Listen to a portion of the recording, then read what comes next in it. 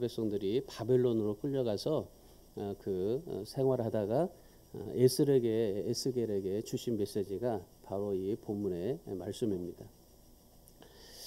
그때 이 바벨론으로 포로로 끌려갈 때 한 1만 명 정도 끌려갔습니다. 거기에 이제 여호야긴 왕까지 붙들려 갔고 여기에 이제 다니엘도 있었고, 그러니까 그 시대의 그 당대에 바벨론으로 끌려갔을 때 이 에스겔하고 다니엘, 아주 대표적인 그런 이 하나님 앞에 부름을 받았던 그런 이 사역자들이 거기에 이제 끌려갔던 거죠. 이 포로로 끌려갔던 유다 백성들이 늘 무슨 생각을 하게 됐냐면은 예루살렘으로 돌아가는 것을 기대를 했었어요. 남은 백성들이 바벨론과 협상을 잘해가지고 다시 예루살렘으로 돌아갈 것만을 기다리면서 그렇게 삶을 살았던 겁니다. 그러니까 이 이스라엘 백성들이 그 바벨론으로 포로로 끌려가서 그들이 거기서 할 수 있는 것은 그렇게 뭐 아무것도 없었어요.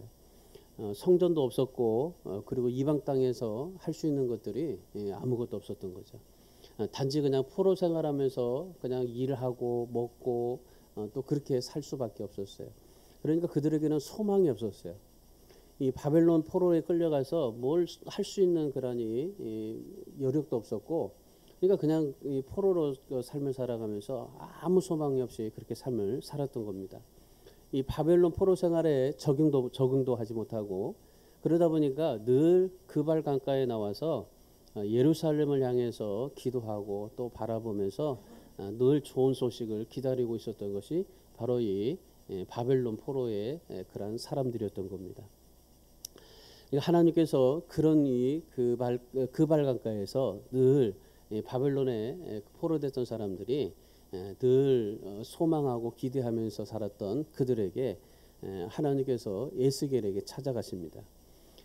그발 강가에 있는 에스겔에게 찾아가서 1절의 말씀에 오시면은 30째 해 넷째 달 소닷새라고 말하죠. 그러니까 이 에스겔이 30세가 되었을 때 바벨론의 포로로 끌려온 지 5년이 지났을 때, 그때 하나님께서 이제 에스겔에게 찾아가신 것입니다. 그리고 포로된 유다 백성들을 향해서 이제 하나님의 놀라운 뜻을 보여주십니다. 그것은 예루살렘으로 돌아갈 것을 기대하지 말아라. 포로된 그곳에서 하나님의 말씀을 붙잡고 믿음을 세워가라 하시는 메시지였었습니다. 지금 유다 백성들이 포로로 끌려가서 다시 고국으로 돌아갈 것만을 기다리면서 소망하면서 삶을 살지 않았어요. 비록 포로로 잡혀와서 지금 먼 이국 땅에서 살지만은, 그러나 다시 우리가 하나님 앞에 돌아가서 그 예루살렘 성전에서 하나님의 말씀을 듣고 예배하고 아버지 하나님 앞에 정말 영광을 돌리는 그런 삶을 꿈꾸고 그렇게 소망하면서 삶을 살았던 겁니다. 그런데 하나님께서는 에스겔에게 임하셔서 예루살렘으로 돌아가기를 그렇게 기대하고 고대하고 있는 그 백성들에게 예루살렘으로 돌아갈 것을 기대하지 말아라. 그곳에서 정말 믿음의 부흥을 일으키고 그곳에서 하나님의 말씀을 붙잡고 하나님 앞에 믿음으로 다시 살 수 있게 그렇게 말씀을 하셨던 겁니다. 그래서 이 유다 백성들이 거기서 하나님의 말씀을 회복하고 다시 하나님의 부흥을 경험하며 온 세상에 축복하시겠다고 하시는 말씀을 붙잡는 그런 메시지가 오늘 본문의 말씀입니다. 그러니 이스라엘 백성들에게 그런 하나님의 메시지를 전하는 이 에스겔의 모습이 오늘 본문의 말씀인데, 그발 강가에서 이 에스겔뿐만 아니라 그 수많은 이 유다 백성들이 무엇을 했을까라는 것을 오늘 본문에서 우리가 살펴보기를 원하는 겁니다. 그발 강가에서 무엇을 했을까? 그발 강가에서 어떻게 삶을 살아야 됐을까라는 것이 오늘 이 백성들의 그런 고민이고 걱정거리였는데, 오늘 하나님께서 그발 강가에서 하나님이 어떻게 하셨길래 하나님이 그발 강가에 찾아가셨고 또 하나님이 어떻게 역사하시는지를 우리가 이 말씀을 통해서 바벨론에 끌려간 에스겔과 유다 백성들이 그발 강가에서 답답하고 불안한 상황 속에 있는 그들에게 무엇을 말씀하셨고, 또한 오늘 정말 이 비슷한 우리 상황 속에서 우리가 무엇을 해야 되고 어떻게 삶을 살아야 될지 오늘 말씀을 통해서 우리가 은혜 받기를 원합니다. 오늘 예수겔이 그발 강가에서 뭘 했냐면요. 첫 번째로 한 게 뭐냐면은 하나님의 말씀을 받았어요.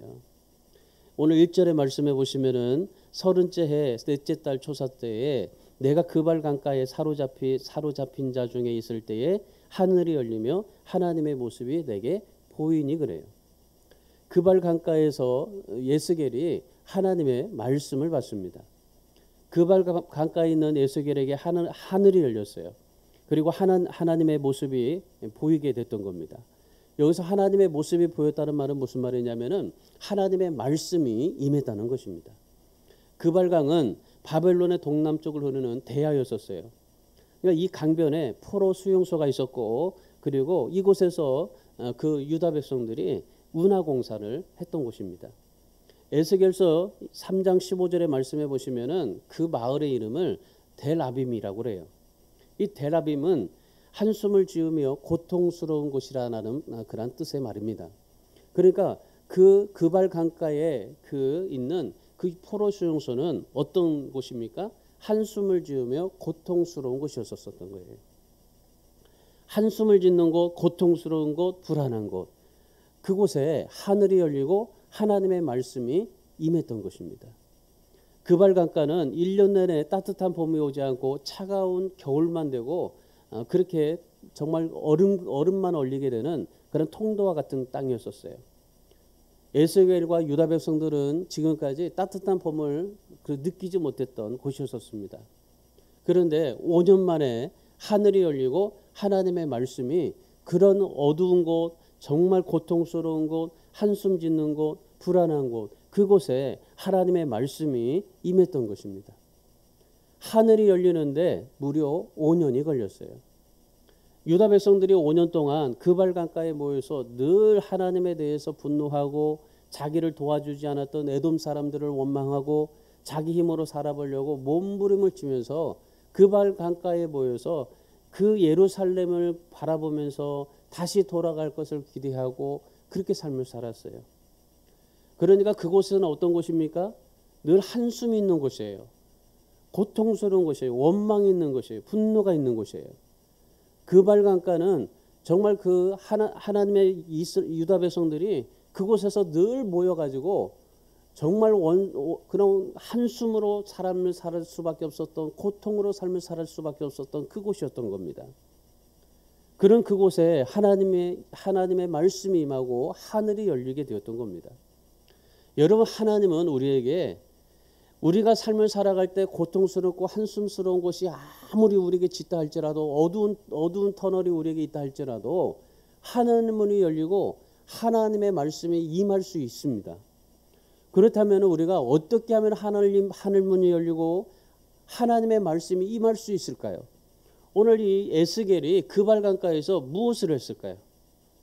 그 당대에 에스겔과 다니엘을 보면은 믿음이 어떠한가를 우리가 알 수가 있습니다.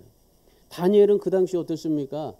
바벨론으로 포로로 끌려가자마자 느부갓네살 왕에게 신상에 절하라고 하니까 어떠세요? 절하지 않았잖아요. 그리고 그 풀무불에 들어갈 수밖에 없었잖아요. 그런 이 다니엘이었던 거고, 그런 소식들을 에스겔이 들으면서 에스겔은 어떻게 삶을 살았을까요? 다니엘이 저렇게 삶을 살아가는데 우리도 하나님 앞에 정말 그렇게 삶을 살기로 결단하면서 삶을 살기로 마음 먹고 하나님 앞에 믿음으로 삶을 살았던 사람이 에스겔입니다. 그러니까 여러분, 하나님 문이 열리고 하나님의 말씀이 임한 사람은 어떤 사람입니까? 그런 하나님의 말씀을 사모하고 하나님의 그런 뜻을 가지고 삶을 살기를 원했던 사람입니다. 이 유다 백성들 보세요. 그발 강가에서 분노와 실망하고 정말 자기들의 그런 고집과 아집으로 정말 삶을 살았던 그곳이 어땠습니까? 5년 동안 모여서 그들이 한 게 무엇입니까? 분노와 실망하고 정말 원망하고 그렇게 불평했던 그곳이 하루 가다 보니까 매일매일마다 그발 강가에 모여가지고 그들이 그 예루살렘을 바라보면서 삶을 살다가 그러다가 분노와 실망도 가라앉히고 고집과 아집도 깨어지고 그리고 하나님 앞에 그 첫사랑을 회복하자 그곳에 하나님의 말씀이 임했던 것입니다. 마치 여러분 김치를 담글 때 어떻게 해요? 제일 먼저 무엇부터 합니까? 배추에다가 소금을 뿌리잖아요. 그래서 숨을 죽입니다. 그러니까 유다 백성들에게 이 5년 동안 하나님께서 바벨론이라는 소금을 쳐서 숨을 죽이는데 5년 동안 걸렸던 겁니다. 에스겔이 5년 동안 정말 하나님 앞에 그 말씀을 붙잡고 하나님의 말씀을 정말 의지하면서 삶을 살기로 결단하고 그 이스라엘 백성들을 향한 그런 이 정말 이 바벨론에서 원망과 불평하는 이곳이 하나님의 정말 은혜가 임했으면 좋겠다라고 얼마나 기도했겠어요. 그러자 5년이 지나고 나서 에스겔에게 하나님이 임했던 겁니다. 여러분, 우리가 아무리 답답하고 힘든 일을 만난다고 할지라도 우리가 하나님의 말씀을 사모하는 곳에는 반드시 하늘문이 열리고 하나님의 말씀이 임한다는 사실을 기억하시기 바랍니다. 여러분, 하나님의 백성들은요, 어느 곳에 있든지 하나님의 말씀만 가지고 있으면은 하나님의 백성으로서 하나님의 백성답게 살아갈 수 있는 삶을 살아갈 수 있게 되는 겁니다. 그러니까 여러분, 우리가 어떠한 한숨 짓고 고통스럽고 어떠한 불안한 곳이 있다 할지라도 하나님의 말씀만 있으면은 다시금 하나님의 은혜가 임하게 되고 놀라운 하나님의 사랑을 베풀어 주시는 크신 사랑을 우리가 받게 되는 겁니다. 이런 하나님의 말씀을 가지고 있는 사람에게 어떤 일이 일어나게 되냐면요, 오늘 에스겔이 하나님의 말씀을 가지고 있으니까 14절의 말씀을 한번 보세요. 14절의 말씀에 보시면은 그 생물들은 번개 모양같이 왕래하더라 그러잖아요. 천사들이 번개같이 움직여요. 그러니까 하나님의 말씀을 가지고 있는 사람들이 어려울 때 천사들은 더 빨리 움직인다는 사실입니다. 아마도 에스겔뿐만 아니라 유다 백성들이 그 그발 강가에서 정말 자신을 죽이지 못했다면은 아마 5년이 아니라 70년이 걸렸을 거예요. 하나님의 말씀이 임하고 하늘문이 열리는데 아마 70년이 걸렸을 거예요. 근데 그들은 정말 5년 동안 그런 자신의 모든 것을 다 죽이고 하나님 앞에 말씀을 사모하니까 어떻게 됩니까? 하늘문이 열리고 하나님의 말씀이 그들에게 임했던 것입니다. 여러분, 그렇다면 하늘문이 열리고 하나님의 말씀이 임하게 하려면 무엇을 해야 될까요? 오늘 유다 백성들을 보면서 소금을 쳐서 숨을 죽여야 돼요. 우리 자신이 지금 이 코로나라는 그런 사실 속에서 우리 민족이 해야 될 게 무엇입니까? 우리가 해야 될 게 무엇입니까? 소금을 쳐서 숨을 죽이고 있는 겁니다. 얼마가 걸릴지 모르겠지만은 그러나 이 기간 동안에 우리가 소금을 쳐서 숨을 죽이는 거예요. 아마도 에스겔이 소금을 쳐서 숨을 죽이지 않았다면은 더 엄청난 그런 시간들이 더 걸렸을 거예요. 여러분, 우리도 하나님 앞에 우리가 지금 한숨과 절망 가운데 이런 정말 이 시대 가운데 여러 가지 많은 고통 가운데 우리가 이것을 극복하려면은 말씀이 있어야 되는 거예요. 오늘 이 코로나 가운데 우리에게 필요한 것이 무엇입니까? 하나님의 말씀입니다. 하나님의 일을 하기에 원하는 사람은 말씀이 있어야 돼요. 우리가 이 기간 동안에 이 코로나라는 그런 이 사실 속에서 우리가 해야 될 것은 하나님의 말씀을 더 사모하고 하나님의 말씀을 더 정말 묵상하고 하나님의 말씀을 더 붙잡고 삶을 살아갈 수 있어야 되는 거예요. 여러분, 지금 무엇을 붙잡고 삽니까? 여러분, 사실 생각해 보세요. 지금 우리가 이 코로나 가운데서 얼마나 절망하고 두려워요. 모든 교회가요, 코로나 5천 명이 터졌다니까 숫자가 반절이 줄어버렸어요. 예배하는 사람의 숫자가. 여러분, 이 코로나라는 것에 얼마나 우리가 숨을 죽이면서 얼마나 두려워하고 있습니까? 여러분, 말씀이 있다는 것이 무엇입니까? 우리가 하나님 앞에 말씀을 가지고 삶을 살아야 되는데 하나님의 말씀이 있다는 것은 내가 어떠한 형편과 상황 속에서도 하나님의 말씀을 붙잡고 말씀대로 살고 말씀의 길을 꿋꿋하게 간다는 겁니다. 그것이 하나님의 말씀을 가지고 삶을 살아가는 사람입니다. 여러분, 우리가 지금 해야 될 게 무엇이에요? 지금 우리에게 하나님의 말씀이 임하고 하늘이 열린다는 것은 무엇입니까? 이 하나님의 말씀을 붙잡고 살아가는 사람에게 하늘문이 열린다는 겁니다. 여러분, 지금 여러분에게 하나님의 말씀이 임해요. 하나님의 말씀이 임하지만은 그러나 여러분이 하나님의 말씀을 붙잡고 내 마음속에 하나님의 말씀으로 내 삶이 정말 다시금 변하게 되고 하나님의 말씀으로 내 안에 감동이 일어날 때 어떤 일이 일어난 겁니까? 하늘문이 열리게 된 겁니다. 내가 하나님의 말씀을 들으면서도 하나님의 말씀이 내 안에 없으면요, 하늘문이 열리게 되지 않는 거예요. 하나님의 말씀이 임한 것은 내 안에 내 위에 하늘이 열렸기 때문이에요. 여러분 하나님의 말씀이 임하니까 어떻습니까? 돌과 같이 단단했던 마음도 하나님의 은혜로 녹아지지 않습니까? 하나님의 말씀이 임하면 어떤 일이 일어납니까? 답답했던 마음들이 풀어지잖아요. 하나님의 말씀이 임하니까 어떻습니까? 내가 정말 힘들고 어렵고 고통스러운 그런 상황 속에서도 감사가 되고 찬송이 나오게 되는 겁니다. 그것이 하나님의 말씀이 임한 사람의 특징입니다. 오늘 에스겔을 보세요. 에스겔에게 하나님의 말씀이 임하니까 어떻습니까? 그런 답답한 상황 속에서도 하나님 앞에 정말 말씀을 붙잡고 하나님의 말씀을 의지하고 말씀대로 살아가려고 노력하잖아요. 여러분 우리가 늘 하나님의 말씀을 드려요. 하나님의 말씀을 또한 가지고 삽니다. 그러나 이 하나님의 말씀을 얼마나 붙잡고 살아가느냐 이 말이에요. 솔직히 한번 생각해 보세요. 저도 목사지만은 정말 하루 동안에 하나님의 말씀을 붙잡고 살아가는 시간이 몇 시간이나 될까? 한번 생각해 보세요. 그나마나 목사라서 하나님의 말씀을 더 많이 읽고 보고 또 묵상하고 책도 보고 하지만은 그런 여러분 한번 생각해 보세요. 목사보다도 여러분들이 더 집에서 성경 말씀을 읽고 성경 말씀을 붙잡고 살아갈 겁니다. 그런데 그 하나님의 말씀대로 살아가려고 얼마나 몸부림치면서 삶을 살아가고 있습니까? 오늘 에스겔이 하나님의 말씀을 얼마나 붙잡고 하나님의 말씀대로 몸부림치면서 살아가려고 노력했겠어요. 저렇게 정말 유다 백성들이 늘 그발강가에 모여가지고 한숨 짓고 분노하고 정말 그렇게 원망하면서 삶을 살아가고 있는 그 모습을 보면서 이 에스겔이 얼마나 하나님의 말씀을 붙잡고 하나님의 말씀대로 살아가고 노력하려고 했겠어요. 여러분 우리가 정말 이 코로나 시대 가운데 이런 위기 가운데 우리가 해야 될 것은 하나님의 말씀이 있게 해야 되는 겁니다. 하나님의 말씀이 항상 내 안에 있게 해서 하나님의 말씀대로 삶을 살아가고 하나님의 말씀을 붙잡고 정말 하나님 앞에 삶을 살아가려고 애쓰고 몸부림치면서 삶을 살아가야 되는 겁니다. 여러분에게 지금 필요한 것은 무엇입니까? 하나님의 말씀인 겁니다. 하나님의 말씀을 붙잡고 하나님의 말씀대로 살아가려고 하나님의 말씀에 순종하고 하나님 앞에 삶을 살아가려고 애써야 되는 겁니다. 오늘 우리가 이 말씀을 통해서 하나님의 말씀이 우리 위에 임하게 해서 그래서 하나님의 말씀이 있는 우리 여러분의 모든 그런 삶에 어떤 곳이든지 그곳이 하늘문이 열리고 하나님의 말씀을 통해서 어떠한 시험과 환난도 이기고 어떠한 재앙도 축복으로 바꾸는 하나님의 은혜를 경험할 수 있는 그런 믿음의 삶을 살아갈 수 있기를 주님의 이름으로 축원합니다. 여러분 미래에 대해서 불안하지 마세요. 하나님의 백성들은 어느 곳에 있든지 하나님의 말씀이 있으면은 회복과 부흥이 반드시 일어나게 될 줄 믿습니다. 왜요? 하나님의 말씀 안에는 하나님의 생명이 있고 능력이 있기 때문입니다.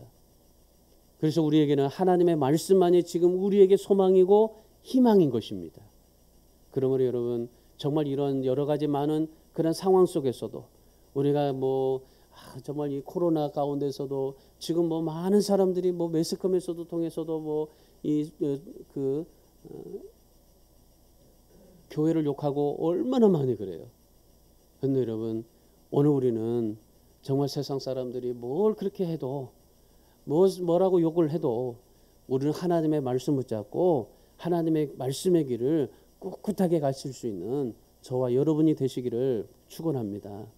그러면요 하나님께서 오늘 에스겔에게 두 가지 환상을 보여주잖아요.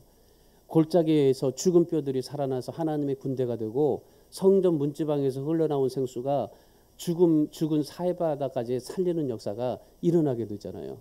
오늘 우리가 하나님의 말씀을 붙잡고 말씀의 길을 가서 오늘도 정말 여러분의 모든 죽은 뼈들이 살아나고 여러분의 모든 죽은 사해까지도 살리게 되는 놀라운 역사가 여러분의 삶에 있기를 주님의 이름으로 축원합니다. 두 번째, 그발강가에서 유다 백성들이 무엇을 했냐면요, 회개하고 찬양과 기쁨을 회복했어요. 여러분 하나님 앞에 회개하고 찬양과 기쁨을 회복한다는 것은 너무나 중요합니다. 시편 137편 1절과 3절의 말씀을 보세요. 아까 우리가 노래를 들으려고 했던 그런 내용입니다. 이 시편 137편을 가지고 노래했던 겁니다. 이 시편 137편 1절과 3절의 말씀해 보시면은 바벨론의 포로가 되어서 그발 강가에서 무엇을 했는지 말씀해요. 우리 한번 같이 읽어볼까요? 시작. 우리가 바벨론의 여러 강변에 거기에 앉아서 시온을 기억하며 울었도다. 이는 우리를 사로잡은 자가 거기서 우리에게 노래를 청하며 우리를 황폐하게 한 자가 기쁨을 청하고 자기들을 위하여 시온의 노래 중 하나를 노래하라 함이로다. 그발 강가에서 매일 유다 백성들이 모여서 무엇을 했습니까? 처음에는 무엇을 했어요? 하나님을 원망하고 통곡하고 그리고 정말 그 불평하면서 다시금 예루살렘으로 돌아갈 것을 기대하면서 그곳에서 살았습니다. 그러다가 시간이 한번 조금씩 지나다가 5년 후에는 어떤 상황이 됩니까? 그 이스라엘 유다 백성들이 그발 강가에서 세 가지를 해요. 시온을 향해서 울었습니다. 그리고 찬송을 부르며 기쁨을 회복했어요. 지금 이들은 그발 강가에서 통곡하고 노래하고 기쁨을 청하고 있습니다. 그 이유가 무엇입니까? 노동에 지쳐서일까요? 자신의 모습이 지금 한심스러워서일까요? 어쩌다가 이렇게 내가 인생의 밑바닥까지 굴러가지고 왜 내가 이렇게 정말 이 포로로 잡혀가지고 이곳에 와서 이렇게 고생을 하는 것일까? 한탄하는 것일까요? 아닙니다. 그들은 바벨론에 가기까지 하나님으로 만족하지 못했어요. 하나님께서 그들을 제사장 나라로 세워놨어요. 그래서 기도하는 것, 예배하는 것, 정말 하나님 앞에 말씀만 붙잡고 있다면은 하나님께서 놀라운 축복을 주시겠다고 약속을 했어요. 그런데 유다 백성들은 어떻습니까? 바벨론에 가기까지 하나님 앞에 기도하는 것, 예배하는 것 재미없다고 생각했어요. 오히려 예배하는 것이 너무나 지겹다고 생각을 했어요. 그런데 지금 유다 백성들이 어떻게 변했습니까? 4절의 말씀을 보세요. 시편 137편 4절의 말씀에 보면 우리가 어찌 이방에서 노래를 부를까라고 말합니다. 유다 백성들이 노래를 잘 불렀던 것 같아요. 그래가지고 바벨론 사람들이 노래를 불러달라고 한 겁니다. 그런데 유다 백성들이 어떻게 말하는 겁니까? 거절합니다. 우리는 하나님께만 찬송하겠다는 겁니다. 처음에 이 유다 백성들이 어땠어요? 얼마나 정말 그 한숨 짓고 한탄하면서 삶을 살았던 인생인데, 그런데 지금 유다 백성들이 어떻게 합니까? 하나님 앞에 오직 하나님만 노래를 부르고 하나님께만 삶을 살아겠다라고 고백하고 있습니다. 유다 백성들이 예루살렘에 있을 때는 이만큼 하나님을 높이질 않았어요. 그들이 우상을 섬기고 세상의 노래를 더 많이 불렀지. 그런데 그들이 다 모든 것을 잃고 나니까 마지막으로 남는 것이 하나님의 이름이었던 거예요. 그 바벨론 강가에 가서 그들이 찾았던 건 무엇입니까? 하나님의 이름이었던 겁니다. 그래서 그들은 하나님의 노래를 부르지 못한 것을 회개한 겁니다. 그래서 늘 정말 그발 강가에 가서 처음에는 원망의 정말 한탄이 통곡이 이제는 하나님 앞에 정말 회개의 통곡으로 바뀌게 됐던 겁니다. 하나님을 섬기지 않고 기도하지 않고 예배하지 않았던 것을 회개했던 겁니다. 우리가 여기 와서 정말 이렇게 된 것에 대해서 하나님 앞에 우리가 하나님을 진작 찾지 못했고 하나님을 노래하지 못했고 하나님 앞에 정말 하나님의 이름을 부르지 못했다라는 것을 지금 통곡하고 회개하고 있는 겁니다. 야곱도 보세요. 분이엘의 나루터에서 하나님 앞에 회개하고 그의 삶이 바뀌지 않습니까? 그전에는 하나님의 이름을 부르지 않아요. 그러다가 거기에서 회개하고 이스라엘이라는 새로운 사람으로 변하지 않습니까? 히스기야는 죽을 병에 걸렸는데 성전에 들어가서 회개할 때 생명을 연장받아서 하나님을 위하여 삶을 살기 시작하지 않습니까? 예수 믿는 사람들을 죽이기 위해서 유대 종교에 충성했던 사울도 다메섹에서 주님의 영광을 본 후에 회개하고 하나님의 일을 하는 위대한 사도가 되지 않았습니까?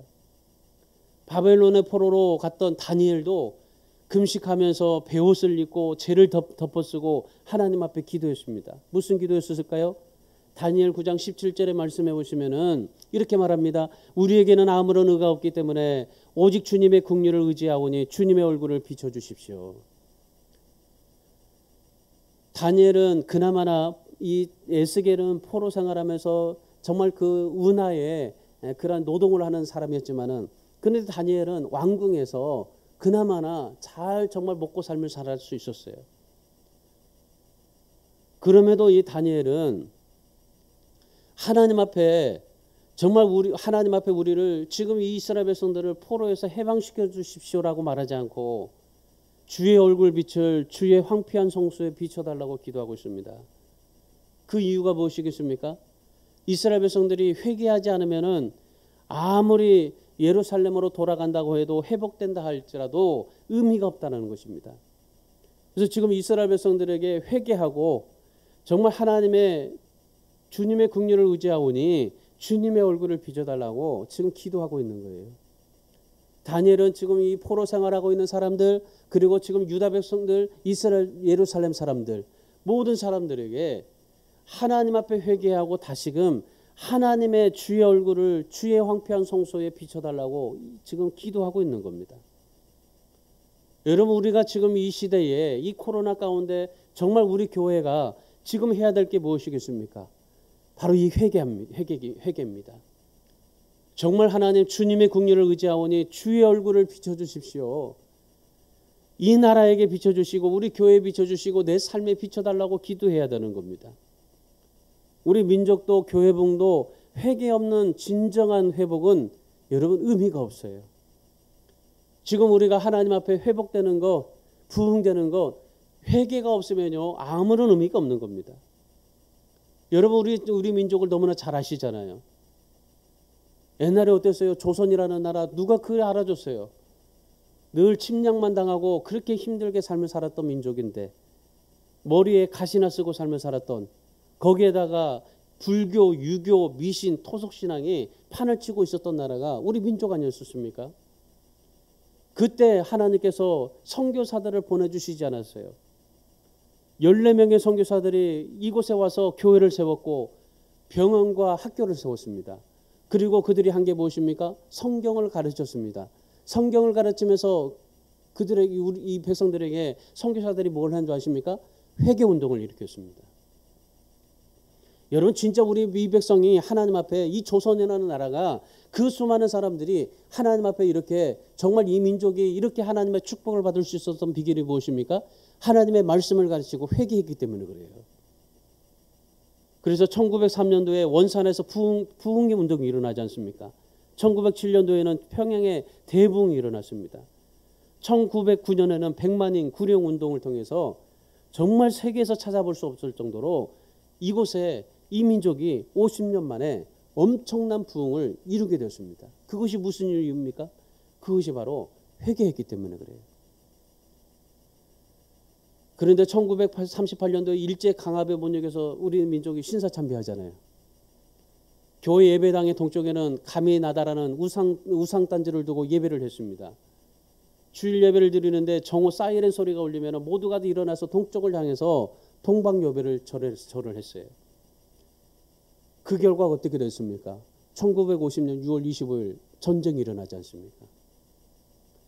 여러분 우리가 하나님 앞에 회개할 때 하나님의 부흥을 주시고 또한 하나님 앞에 정말 우상을 섬길 때 이런 이 6.25 같은 그런 전쟁이 일어나게 되고 여러분 지금 오늘 이 코로나 가운데 우리가 하나님 앞에 회개할 때 이 코로나를 통해서 이 민족이 다시 살아날 수 있게 되는 겁니다.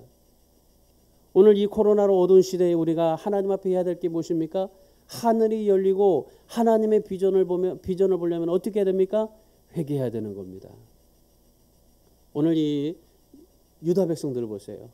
그발 강가에서 무엇을 했습니까? 회개했습니다. 그리고 하나님의 이름을 찬양했습니다. 그리고 기쁨을 청했다고 그래요. 여러분 우리의 기쁨은 어떻게 이루어져요? 기쁨은 내가 청하는 겁니다. 기뻐하지 않으려고 해도 기뻐하려고 하는 겁니다. 이스라엘 백성들이 지금 기뻐할 수 있습니까? 기뻐하지 못하네요. 슬픔 가운데 정말 이 70년의 포로 70년 이후에 해방될 일인데 지금 나이가 좀 늙었던 사람들은 어떻게 되겠어요? 지금 이 에스겔은 30세지만 70년 후면 어떻게 됩니까? 100세가 돼요. 그러면 어떤 소망이 있겠어요? 그럼에도 불구하고 그들이 바벨론에서 정말 그 기쁨을 청할 수 있었던 것은 무엇입니까? 기뻐할 수 없음에도 불구하고 기뻐하려고 했던 것은 무엇입니까? 하나님 앞에 하나님의 이름을 높이고 하나님을 정말 하나님의 이름을 찬양하고 하나님 앞에 삶을 살아가려고 애썼기 때문에 그래요. 오늘 지금 이 한국교회, 이 나라, 오늘 저와 여러분은 늘 회개 운동이 일어나야 돼요. 우리 삶 속에 나는 회개할 것이 없다라고 말할 수 있겠지만은, 그런데 여러분 사실 한번 뒤돌아보세요. 너무나 회개할 게 많아요. 너무나 하나님 앞에 죄악스러울 게 많아요. 내 입으로, 내 생각으로, 내 마음으로 얼마나 하루에 수십 번, 수백 번 하나님 앞에 죄를 짓고 사는지 몰라요. 우리는 매일매일마다 하나님 앞에 회개하고 하나님 앞에 정말 회개로 하나님 앞에 나가는 삶을 살아갈 수밖에 없는 그런 정말 죄인들입니다. 그런데 그런 죄인들이 뭐가 정말 잘나서, 뭐가 의로워서 하나님 앞에 내가 정말 이렇게 당당하게 하나님 앞에 삶을 살아갈 수 있을까요? 오늘 이 유다 백성들이 그 발강가에서 정말 하나님 앞에 회개하고 하나님의 노래를 부르며, 이방 사람들이 그렇게 노래를 불러달라고 해도 거절하면서 나는 하나님의 이름만 노래하겠다, 하나님의 이름을 높여드리겠다, 그렇게 고백하면서 삶을 살았던 이 유다 백성들처럼 오늘 우리도 정말 어떠한 상황 속에서도 하나님 앞에 하나님의 말씀을 붙잡고 하나님 앞에 정말 하나님의 이름을 찬송하며 기쁨을 회복할 수 있는 그러한 삶을 살아가는, 그러한 믿음으로 하나님 앞에 삶을 살아가기를 노력하는 그러한 믿음의 사람들이 다 되시기를 주님의 이름으로 축원합니다. 한 가지 기억하십시오. 교만하거나 회개하지 않으면 하나님은 귀중한 복들을 거두어 가신다는 사실을 기억하십시오.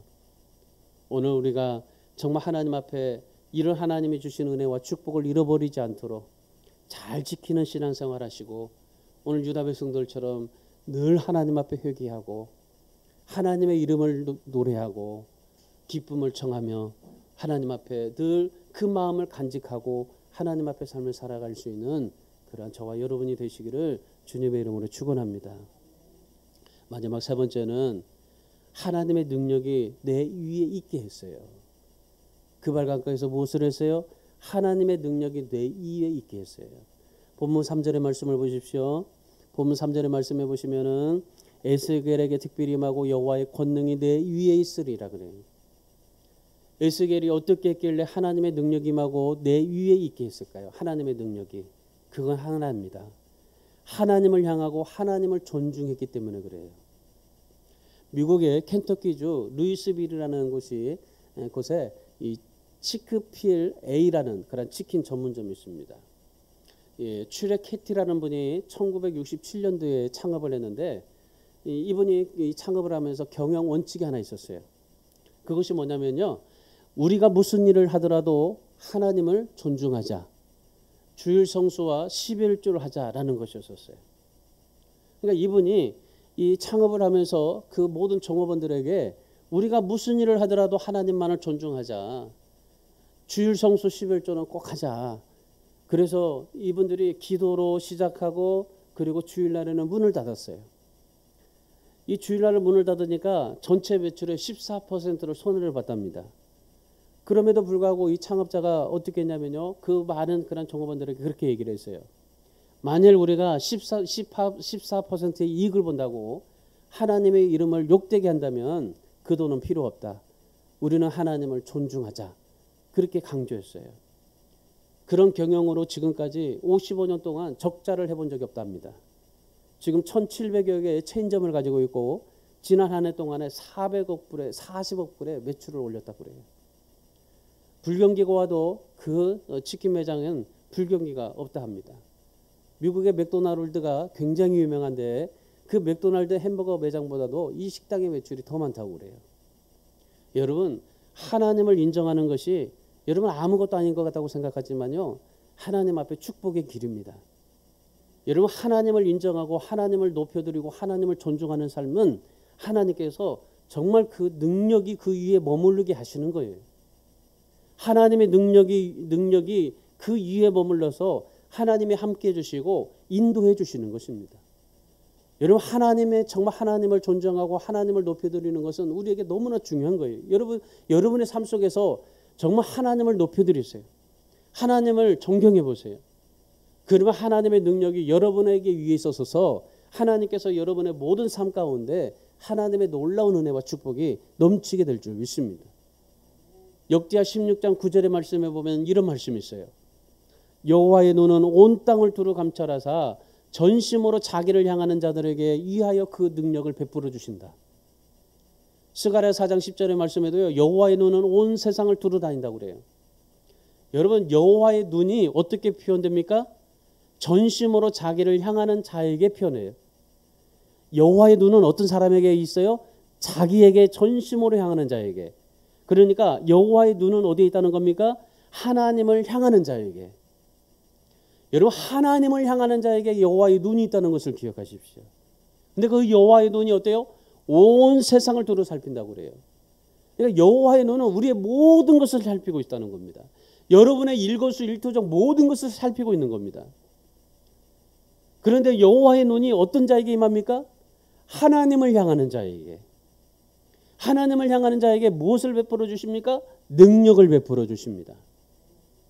그러니까 하나님을 향하는 자, 하나님을 존중하는 자에게 능력을 베풀어 주시고 하나님을 향하는 자, 하나님을 존중하는 자에게 그 하나님의 능력이 그 위에 머무르게 하신다라는 것입니다. 여러분 하나님은 우리의 모든 것을 다 보고 계세요. 여러분의 삶 가운데 여러분의 인생 가운데 하나님께서 다 보고 계십니다. 여러분의 절망도 보고 계시고 여러분의 한숨도 보고 계세요. 여러분의 신앙도 다 보고 계십니다. 우리가 아무리 어렵고 답답하고 정말 아픔이 있을지라도 하나님을 향하여 하나님을 바라본다면은 우리에게 고통스럽고 수치스러운 절망이 있을지라도 하나님을 존중한다면 하나님의 능력이 항상 내 위에 머물러 있게 될 줄 압니다. 여러분 우리가 하나님 앞에 정말 하나님의 능력으로 삶을 살아갈 수 있는 비결이 뭡니까? 하나님의 능력이 우리에게 머무르게 하는 방법이 뭡니까? 하나님을 존중하는 겁니다. 오늘 에스겔이 그 포로된 상황 속에서도 하나님을 존중하면서 삶을 살았어요. 그 바벨론 사람들이 뭐라고 정말 욕을 하든지 간에 너희 하나님이 살아있는데 왜 너희들이 여기 와서 포로가 되었느냐? 하나님은 죽었다. 그렇게 정말 비난하고 불평하고 그렇게 여러 가지 많은 핍박이 와도 그러나 에스겔은 하나님을 존중했어요. 하나님만을 향해서 삶을 살았어요. 그랬더니 하나님의 능력이 그 위에 머무르게 되었던 것입니다. 오늘 우리가 하나님 앞에 삶을 살아갈 때 중요한 것은 그것입니다. 성령의 능력이 어떤 사람에게 머물까요? 하나님을 전심으로 향하는 자에게 머뭅니다. 여러분 하나님의 성령의 능력이 여러분에게 항상 머무르게 있으려면 하나님을 온전히 존중하시고 하나님을 향하는 그런 믿음의 삶을 살아갈 수 있기를 바랍니다. 결국 우리에게 중요한 것은 바로 그것입니다. 하나님 앞에서 말씀을 붙들고 회개하고 믿음을 온전히 지키며 삶을 살아가는 것입니다.